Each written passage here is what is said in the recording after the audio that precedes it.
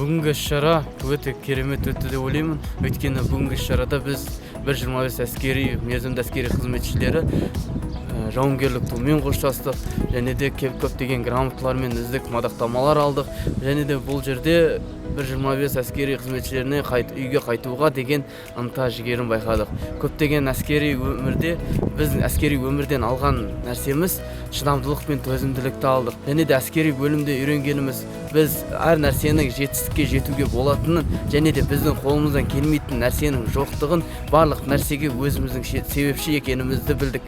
Және де осы жерде біздің өзіміздің сержанттарымыз бар, үйреткен офицерлеріміз бар. Сол кісілерге алғысым шексіз. Ал бүгінгі іс-шара туралы айтып кететін болсақ, бүгінгі іс-шараны ойдағыдай керемет нәтижемен өткізді. Мен әскери өмірден алған нәрсем шыдамдылықты алдым, төзімділікті алдым.